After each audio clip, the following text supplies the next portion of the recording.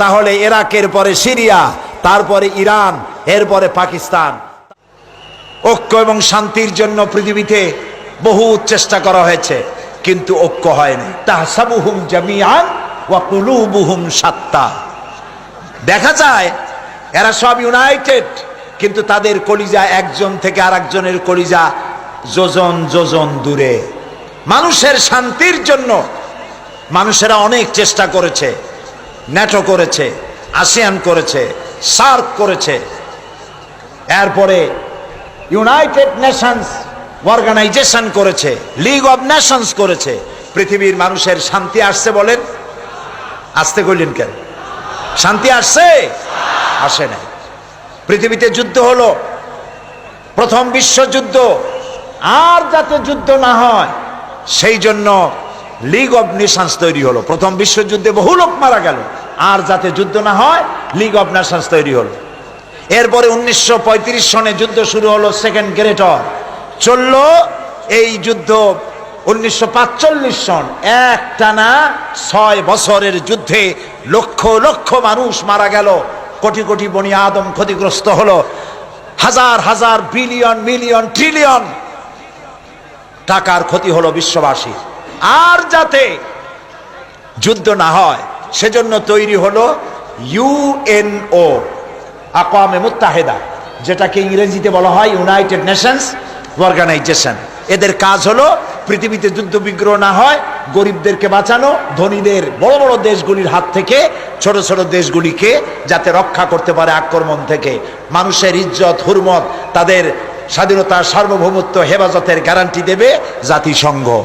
আমি প্রশ্ন করছি, এই জাতিসংঘ পৃথিবীর মানুষের জান মাল, দেশের স্বাধীনতার হেফাজত করতে পেরেছে?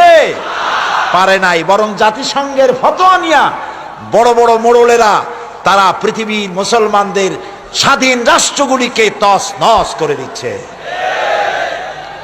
ওরা আমাদেরকে মৌলবাদী আর সন্ত্রাসী বলতেছে, সভ্যতা শিখাতে চায় আমাদেরকে। বেটারা, তোমরা হলে সন্ত্রাসী, তোমরা আমাদেরকে সভ্যতা শিখাও।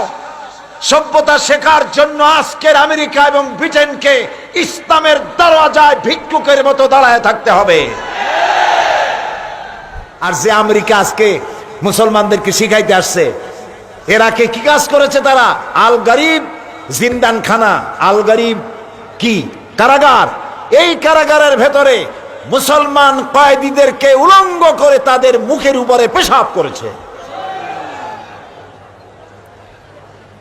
মুসলমান কয়েদিদের গলায় কুত্তার বেল্ট পরাইয়া তারপর রাস্তার উপরে টেনেছে। এগুলি কি বানায় বললাম না? ঠিক বলেছি? এগুলি সত্য কিনা? সারা দুনিয়া সাক্ষী, এ কাজ তারা করেছে। মুসলমানদেরকে আজকে চুপ করে বসে থাকতে হবে না, মুসলমানদেরকে ঐক্যবদ্ধ হতে হবে এবং বিশ্ব বিবেককে আবার জাগ্রত হতে হবে।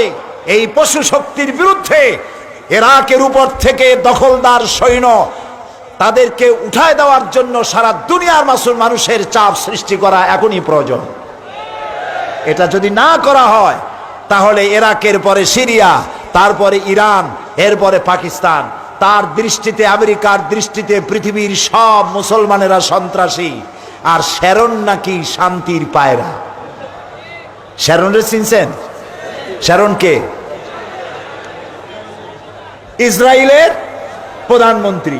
শ্যারন নাকি শান্তির পায়রা বলেছে কে? ওইটার নাম আমি নিলাম না।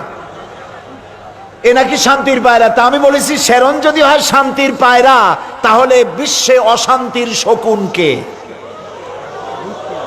প্রতি মুহূর্তে তারা প্যালেস্টাইনের মুসলমানদেরকে বুলডোজার দিয়ে তাদের বাড়িঘর ধ্বংস করে দিচ্ছে, তাদের মানুষগুলিকে মেরে শেষ করে দিচ্ছে, স্বাধীনতার স্বপ্ন মাটির সাথে মিশিয়ে দিচ্ছে।